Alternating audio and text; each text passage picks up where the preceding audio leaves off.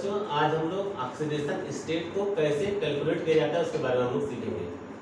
How to calculate oxidation state of central metal atom. किसी भी central metal का oxidation state कैसे calculate किया जाता है आज हम लोग सीखेंगे।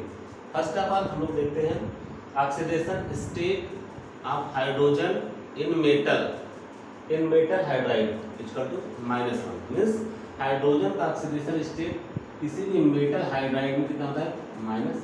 वेरी इंपॉर्टेंट, मेटल हाइड्राइड में हाइड्रोजन एटम का ऑक्सीडेशन स्टेट हमेशा -1 होता है।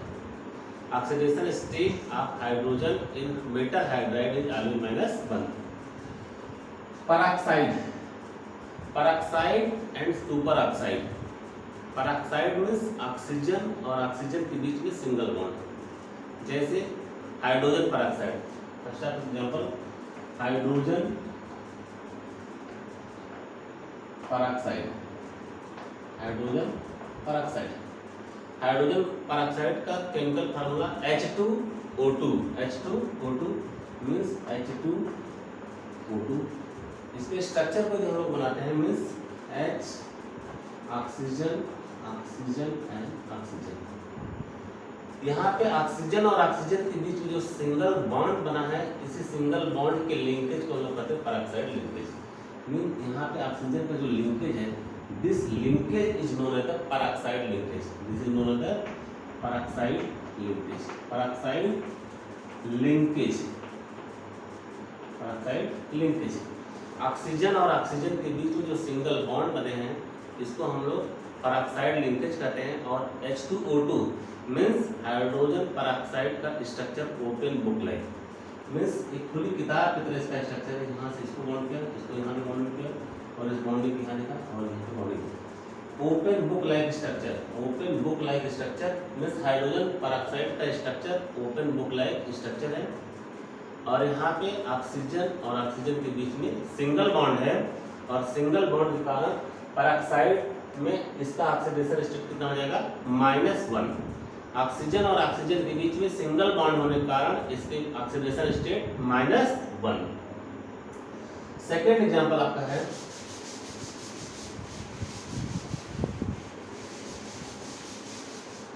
Oxidation state of lithium, sodium, potassium, rubidium, caesium and francium. Means alkali metal के जितने भी फैमिली मेंबर हैं सबका ऑक्सीडेशन स्टेट हमेशा +1 होता है। Means lithium, sodium, potassium, rubidium, caesium and francium. Lithium, sodium, potassium, rubidium and francium और इनका सबका ऑक्सीडेशन स्टेट हमेशा आपका +1 होता है। Beryllium, magnesium, calcium, strontium, barium और radium means alkali earth metal के ऑक्सीडेशन स्टेट +1 और एल्कलाइन अर्थ मेटल के ऑक्सीडेशन स्टेट +2 है। क्योंकि इनके बैलेंस में 2 इलेक्ट्रॉन है तो इनका ऑक्सीडेशन स्टेट +2 है। इनके बैलेंस में 1 इलेक्ट्रॉन है, इनका ऑक्सीडेशन स्टेट +1 है। Means all alkali metals means lithium, sodium, potassium, rubidium, caesium और फ्रांसियम इनका ऑक्सीडेशन स्टेट +1 और beryllium, magnesium, calcium, strontium, barium और रेडियम इनका ऑक्सीडेशन स्टेट +2। इस चीज को हमेशा याद रखना है हमको। अब यहाँ पे हम लोग ऑक्सीडेशन स्टेट कैलकुलेट करेंगे HClO3।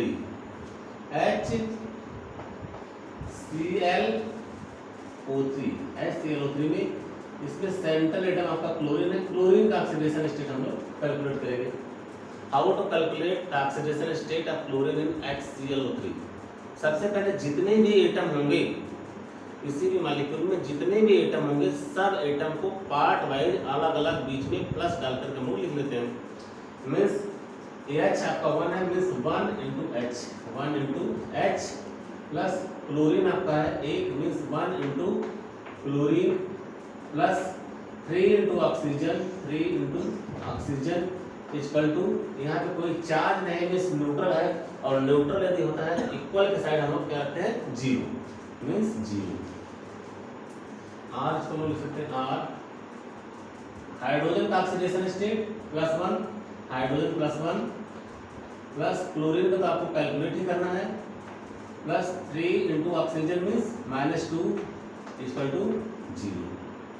R इसको हम लिख सकते हैं 1 into plus 1, 1 plus Cl3 into minus 2 means minus 6 is equal to 0. That is Cl1 minus 6 minus 5, Cl minus 5 is equal to 0. So Cl is equal to 0 plus 5, that is Cl is equal to plus 5. यहाँ पे आप chlorine का oxidation state आपको मिला +5. यदि oxidation state plus है तो plus form में, यदि माइनस में है तो माइनस फॉर्म में दिखाना जरूरी है. तो HCl3 में हम लोग देखा oxidation state of chlorine equal to +5. Next example आपका क्या है, Na2SO3. Na2SO3 इसको आप लोग नोट कर सकते हैं.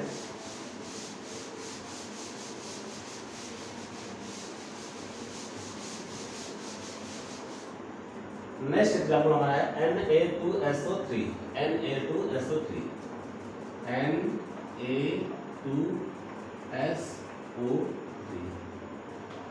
यहाँ पे ऑक्सीडेशन स्टेट हम लोग कैलकुलेट करेंगे सल्फर का, क्योंकि यहाँ पे सल्फर सेंटर पेटर की तरफ एक्ट कर रहा है, मीन्स सल्फर का. सबसे पहले हम लोग क्या लिखेंगे, 2 sodium means 2 into Na plus 1 sulphur means 1 into sulphur plus 3 into oxygen equal to 4 आपका 0 है तो 0 रखेंगे. That is 2 into sodium is plus 1 plus sulphur 1 plus 3 into minus 2 equal to 0. That is 2 into plus 1 2 plus sulphur minus 6 equal to 0 है. और हम लोग लिख सकते हैं 2 minus 6 minus 4 S minus 4 equal to 0. So S equal to 0 plus 4 that is plus 4. तो यहाँ पे सल्फर का ऑक्सीडेशन स्टेट आपका +4 होगा. यहाँ पे Na2SO3 वाले कुल में आपका सल्फर का ऑक्सीडेशन स्टेट +4 आपको कैलकुलेट हुआ. नेक्स्ट एग्जांपल हमारा है Na2S4O6.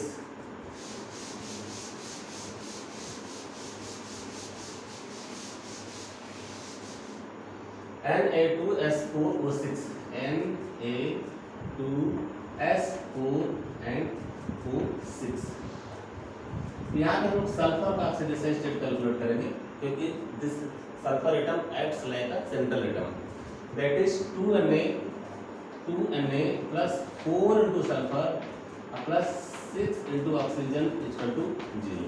That is 2 into plus 1 plus 4S plus 6 into minus 2 equal to 0. और 2 plus 4S minus 12 plus into minus 12 6 to the 12 equal to 0. और 4S minus 12 plus 2 minus 10 equal to 0. और लिखिए 4S equal to 10. So S equal to 10/4 या इसको लिख सकते हैं 5/2 या इसको लिख सकते हैं 2.5. तो यहाँ पे जितने भी सल्फर एटम है सबका ऑक्सीडेशन स्टेट +2.5 और इसको लिख सकते हैं 5/2. तो इस तरह से हम लोगों ने देखा कि यहाँ पे सल्फर का ऑक्सीडेशन स्टेट 2.5 या 5/2 है. Na2S4O6 मॉलिक्यूल में सल्फर का ऑक्सीडेशन स्टेट 5/2 और 2.5 है. नेक्स्ट एग्जांपल हमारा है CO3 कार्बोनेट आयन इसको हम कहते हैं.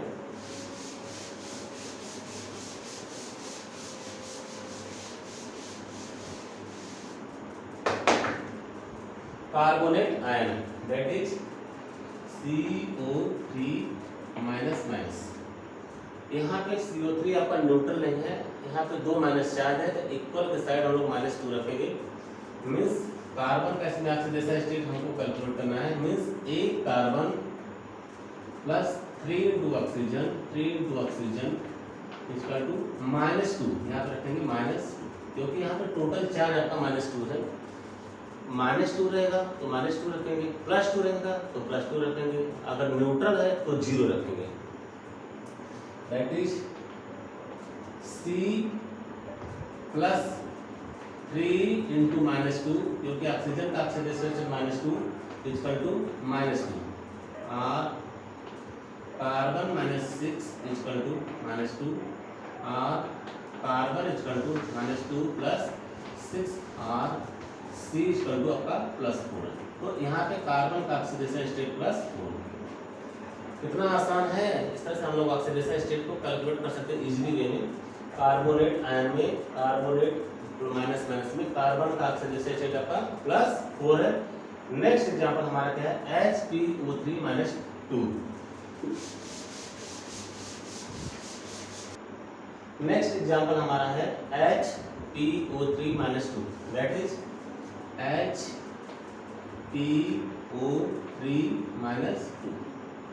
यहाँ पे हमको फास्फोरस का ऑक्सीडेशन स्टेट कैलकुलेट करना है। Phosphorus this is acts like a central metal atom, और हम लिखेंगे hydrogen 1 into hydrogen plus phosphorus आपका 1, that is 1 into P plus 3 into oxygen equal total charge यहाँ पे कितना लिख रहे हैं, -2 मीन्स -2 और 1 into hydrogen that is +1 plus phosphorus का हमको कैलकुलेट करना है 1P means P plus 3 into oxygen means -2 equal to -2 और 1 into +1 plus phosphorus -6 3 2 6 equal to -2 और phosphorus +1 -6 that is -5 equal to -2 और P इक्वल टू -2 प्लस 5 और P equal to 5 -2 that is +3। तो यहाँ पे फास्फोरस का ऑक्सीडेशन स्टेट आपको +3 मिला। तो यहाँ पे हम लोगों ने देखा HPO3 -2 में फास्फोरस का ऑक्सीडेशन स्टेट आपका +3 है, दैट इज आपका फास्फोरस के ऊपर ट्राई पॉजिटिव चार्ज आपका एग्जिस्ट करता है। नेक्स्ट हमारा एग्जांपल है KMnO4, very important example KMnO4।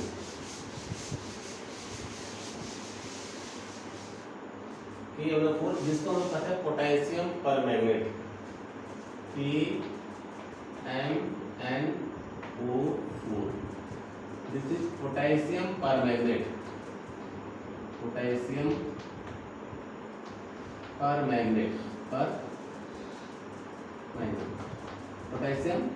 Permanganate this is oxidizing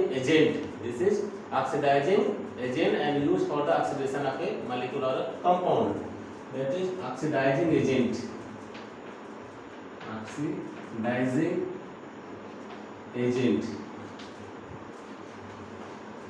और KMnO4 आपका डीप पर्पल कलर देता है और ऑक्सीडेशन स्टेट में Mn के पास d ऑर्बिटल एब्सेंट होने के बाद भी डीप पर्पल कलर आने का कारण क्या है, चार्ज ट्रांसफर। मीन्स यहाँ पे ऑक्सीजन -1 चार्ज मैग्नीज के बैकेंड d ऑर्बिटल में ट्रांसफर करता है, जिसके कारण potassium permanganate deep purple colour का दिखाई देता है। तो यहाँ पे हम लोग ऑक्सीडेशन स्टेट कैलकुलेट करते हैं, that is 1K plus 1 into manganese plus 4 into oxygen equal to 0, that is 1 into +1 plus manganese plus 4 into -2 equal to 0, that is 1 into +1 1 plus Mn -4 2 8 equal to 0 और Mn -7 equal to 0, so Mn equal to +7। Manganese का oxidation state यहाँ पे +7 है, very important. यहाँ पे manganese का oxidation state +7 है। Manganese का एटॉमिक नंबर 25 और 25 के कारण electronic configuration 3d5 4s2, that is 25 manganese. Electronic configuration आपका 1s2 2s2 2p6 3s2 3p6 3d5 and 4s2। और यहाँ पे +7 ऑक्सीडेशन स्टेट के कारण 3d 0 एंड 4s 0 हो जाएगा। फिर भी डीप पर्पल कलर आने के कारण क्या है, मोर इलेक्ट्रोनेगेटिव ऑक्सीजन एटम अपना चार्ज ट्रांसफर करता है मैग्नीज के बैकेंड d ऑर्बिटल के में, इसी कारण आपका KMnO4 डीप पर्पल कलर का कलर शो करता है। तो यहाँ पे हम लोगों ने देखा KMnO4 पोटेशियम परमैंगनेट में मैंगनीज का ऑक्सीडेशन स्टेट आपका +7 है। नेक्स्ट एग्जांपल हमारा है potassium dichromate that is K2Cr2O7 K2Cr2O7।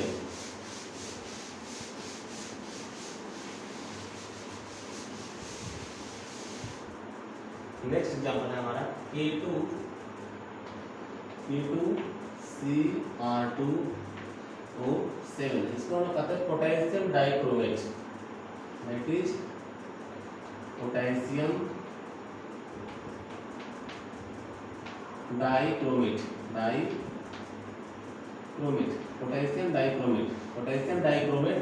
Potassium dichromate में क्रोमियम का oxidation state how to calculate, means chromium का ऑक्सीडेशन स्टेट यहाँ पे कितना होगा उसको हम लोग कैलकुलेट कर सकेंगे।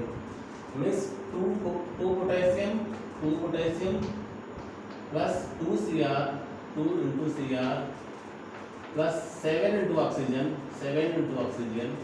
इक्वल टू कोई चार्ज इसके ऊपर नहीं है, मींस यहाँ पर हो जाएगा 0 that is 2 into +1 plus 2 into Cr plus 7 into oxygen means -2 equal to 0। यहाँ पे 2 into +1 2 प्लस 2Cr 7 2 जा -14 इक्वल टू 0 और 2Cr प्लस 2 -14 -12 इक्वल टू 0 और यहाँ पे हम लिखेंगे 2Cr इक्वल टू 12 और Cr इक्वल टू हो जाएगा 12/2 दैट इज +6। तो यहाँ पे क्रोमियम का ऑक्सीडेशन स्टेट हम लोगों ने देखा +6 मींस पोटेशियम डाइक्रोमेट में क्रोमियम का ऑक्सीडेशन स्टेट यहाँ पे +6 है। क्रोमियम का ऑक्सीडेशन स्टेट +6 होने के कारण आपका d ऑर्बिटल में इलेक्ट्रॉन आपके 0 है। d ऑर्बिटल में इलेक्ट्रॉन 0 होने के कारण आपका कलर का फॉर्मेशन 0 होना चाहिए, मींस कलरलेस कंपाउंड होना चाहिए, लेकिन कलरलेस कंपाउंड नहीं है। यहाँ पे ऑक्सीजन का चार्ज ट्रांसफर होता है और ऑक्सीजन चार्ज को डोनेट करके पोटेशियम डाइक्रोमेट को कलरफुल बना देता है। तो चार्ज ट्रांसफर स्पेक्ट्रा के कारण आपका पोटेशियम डाइक्रोमेट कलरफुल होता है, ना कि कलरलेस होता है। इस चीज को बहुत ध्यान से रखना पड़ेगा। 12th के सिलेबस में potassium permanganate and potassium dichromate दो ऑक्सीडाइजिंग एजेंट है, दोनों कलरफुल है। उसका कारण क्या है? Charge transfer. Backend D orbital में एक भी इलेक्ट्रॉन ना होने के कारण, डी ऑर्बिटल D0 होने के कारण भी वो कलरफुल है, जिसका मेन कारण क्या है? Charge transfer. Means oxygen more electronegative atom 1 charge को ट्रांसफर करता है अपने p ऑर्बिटल से सेंट्रल मेटल एटम की बैकेंड डी ऑर्बिटल में, जिस कारण ये कलरफुल होते हैं। नेक्स्ट हमारा एग्जांपल है HSO4 negative.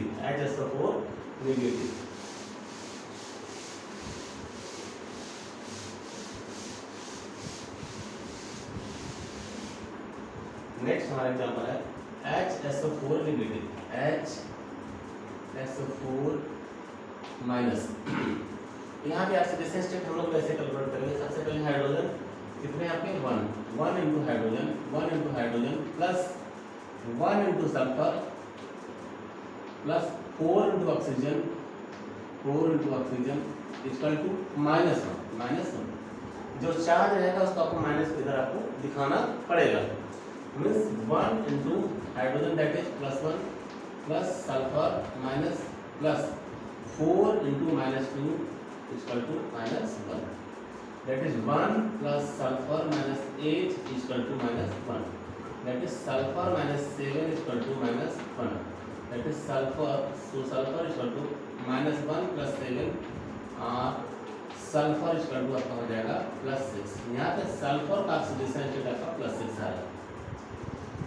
HSO4 minus molecule में आपका सल्फर का ऑक्सीडेशन स्टेट +6 और सल्फर का वैलेंसी भी 6 होता है, और यहाँ पे सारे वैलेंस इलेक्ट्रॉन में इलेक्ट्रॉन आपके बाहर जा चुके हैं और सल्फर का ऑक्सीडेशन स्टेट यहाँ पे कितना है? +6 है। नेक्स्ट हमारा एग्जांपल है CrO4 -2। CrO4 मीन्स यहाँ पे क्रोमियम आपका सेंट्रल एटम है, और यहाँ पे हम लोग क्रोमियम का ऑक्सीडेशन स्टेट कैसे कैलकुलेट करेंगे? दैट इज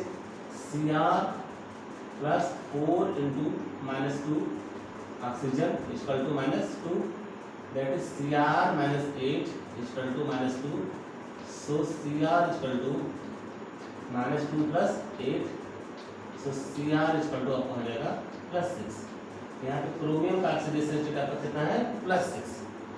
HSO4 में आपने देखा सल्फर आपका +6 था पहला एग्जाम्पल, दूसरा आपका है इस क्रोमियम में आपका +6 है।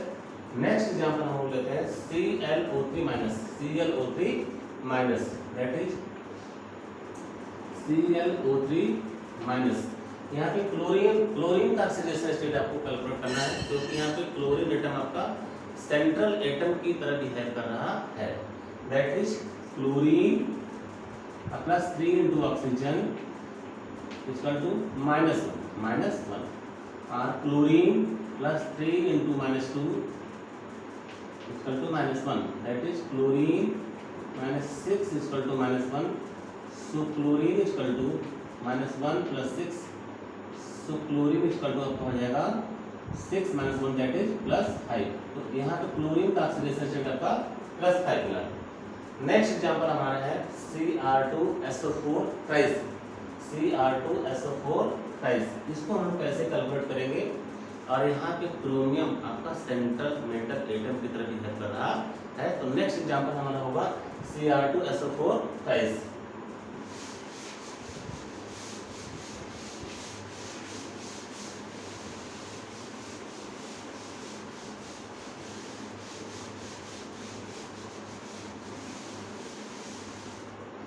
Cr2SO4 thrice, that is Cr2SO4 and thrice। यहाँ पे क्रोमियम आपका सेंटर एटम है और सल्फेट, ये सल्फेट आपका लेजेंड की तरह काम कर रहा है। और सल्फेट का जो ऑक्सीडेशन स्टेट है, जैसे यहाँ पे H2SO4, सबसे पहले हम लोग देखते हैं H2SO4, और H2SO4 जब डिसोसिएट होगा तो क्या होगा 2H positive plus SO4 minus SO4 minus, means sulphate का ऑक्सीडेशन स्टेट कितना होता है -2, इसको याद रखना होगा।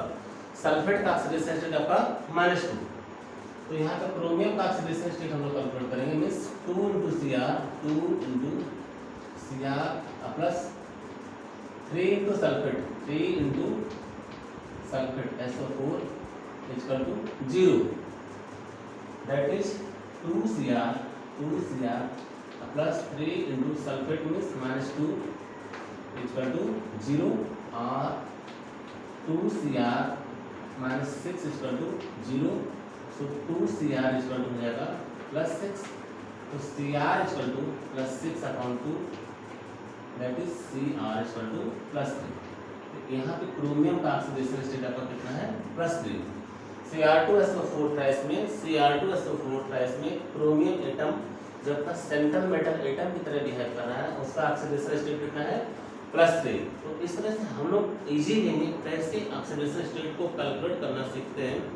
सबसे पहले जो जितने भी एटम है किस सिचुएशन में, वो परऑक्साइड है, सुपर ऑक्साइड है, या साधारण ऑक्सीजन है, हाइड्रोजन है या हाइड्राइड आयन है, लिथियम है, सोडियम है, पोटेशियम है, रुबिडियम है, सीजियम है, फ्रांसियम है, किस ब्लॉक के एलिमेंट हैं और किस फैमिली के आते हैं, वहाँ से इनका हम लोग इजी वे में ऑक्सीडेशन स्टेट कैलकुलेट कर सकते हैं।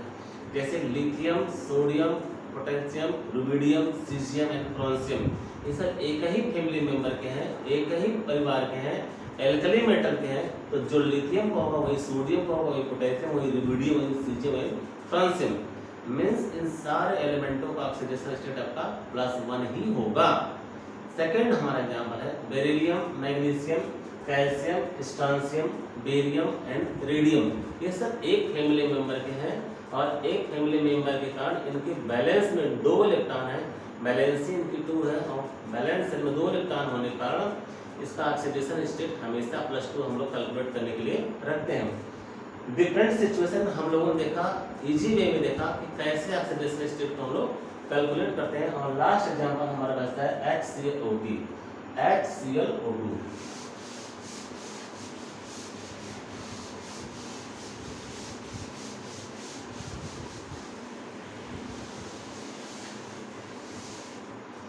नेक्स्ट हमारा एग्जांपल है HCl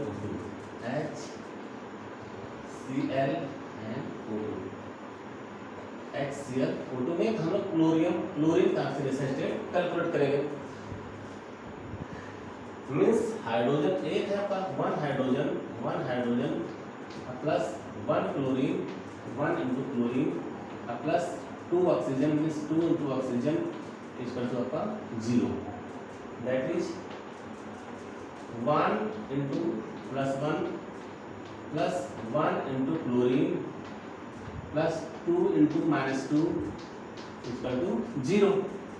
और हम लोग लिखेंगे 1 into plus 1 that is 1 plus Cl minus 4 equal to 0 और 1 plus 1 minus 4 that is Cl minus 3 equal to 0। So Cl equal to आपका हो जाएगा प्लस 3। तो इस तरह से हम लोगों ने देखा कि यहाँ पे क्लोरीन का ऑक्सीडेशन स्टेट आपका प्लस 3 है। तो इजी वे में ऑक्सीडेशन क्या होता है means addition of oxygen, removal of electron. इसी तरह से reduction means addition of electron या addition of hydrogen means oxidation state reactant से प्रोडक्ट के थ्रू यदि आपका घट रहा है तो रिडक्शन और ऑक्सीडेशन स्टेट यदि बढ़ रहा है तो ऑक्सीडेशन। तो यहाँ पे जो टर्म है oxidation, reduction, oxidising agent, reducing agent, oxidant, reductant और इस तरह के जितने भी टर्म हैं इसको हम लोग एक एक टर्म को क्लियर करेंगे। नेक्स्ट वीडियो में हम लोग देखेंगे किसी भी रिएक्शन को आयन एक्सचेंज मेथड से और दूसरा आपका ऑक्सीडेशन और रिडक्शन मेथड से कैसे उसको बैलेंस किया जाता है और उसका संतुलित या बैलेंस इक्वेशन क्या होगा इस चीज़ को हम लोग देखेंगे और एक एक टॉपिक आपको बिल्कुल क्लियर कट में करने का कोशिश किया जाएगा। Thank you very much.